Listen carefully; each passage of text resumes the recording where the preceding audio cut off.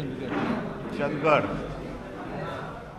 या मतदारसंघात कैलासवासी बाबासाहेब कुपेकर यांच्या निधनानिमित्त पोटनिवडणूक लागलेली आहे। या पोटनिवडणुकीच्या साठी ही राष्ट्रवादीचीच जागा होती आणि आहे, म्हणून निवडणूक एकत्र लढवावी, सहकार्य मिळावं म्हणून आदरणीय पवारसाहेब स्वतः मुख्यमंत्र्यांशी बोलले।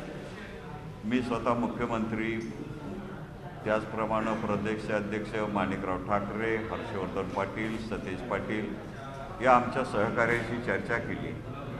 त्यांनी सर्वांनी अनुमती दिली की राष्ट्रवादी काँग्रेस पक्षाची पार्लमेंटरी बोर्ड जो उमेदवार निवडेल त्याला काँग्रेसचं पूर्ण सहकार्य राहील आणि ही निवडणूक केवळ पोटनिवडणूक पुढच्या 1.5-2 वर्षासाठी आहे। 14 सालच्या निवडणुकीत येणाऱ्या निवडणुकीच्या साठी कोणालाही शब्द दिलेला नाही। त्यावेळचा उमेदवार 14 सालचा राष्ट्रवादीचं पार्लमेंटरी बोर्ड बसून ठरवेल आणि म्हणून केवळ आता ही पोटनिवडणूक ही ठराविक काळापुरती आहे आणि यासाठी या राष्ट्रवादी काँग्रेस पक्षाकडे संग्रामसिंह भैयासाहेब कुपेकर, प्राध्यापक मोहन काबळे, RS पाटील, रघुनाथ शंकर पाटील आणि संध्यादेवी बाबासाहेब कुपेकर असे 4 अर्ज आले होते। राष्ट्रवादीची पार्लमेंटरी बोर्डाची मीटिंग आदरणीय पवारसाहेबांच्या उपस्थितीत इथे झाली।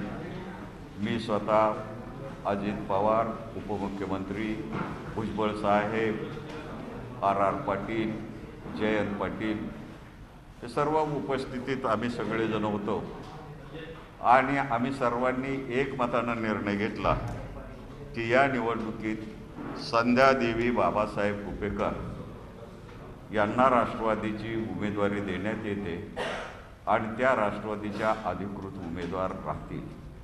तत्पूर्वी जिल्ह्याचे जिल्हाध्यक्ष माननीय KP पाटील, हसन मुश्रीफ आणि त्या विभागातील आमचे सर्व तालुका अध्यक्ष यांनी आमसभा घेतली होती।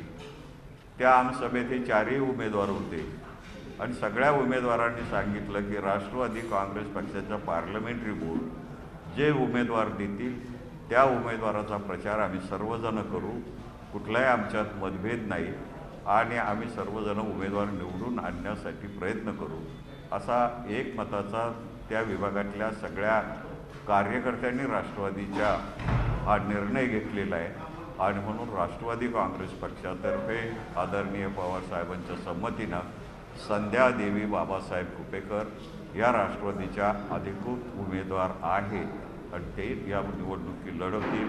4 तारखेला त्यांचा नॉमिनेशन अर्ज हा भरला जाईल आणि तो नॉमिनेशन अर्ज भरण्यासाठी मी स्वतः आणि RR पाटील आम्ही दोघेही त्या कार्यक्रमाला हजर राहणार आहोत आणि म्हणून या निवडणुकीत यशस्वी होण्यासाठी सगळेजण पूर्ण प्रयत्न करतील याच्याबद्दल आमच्या मनात शंका नाही।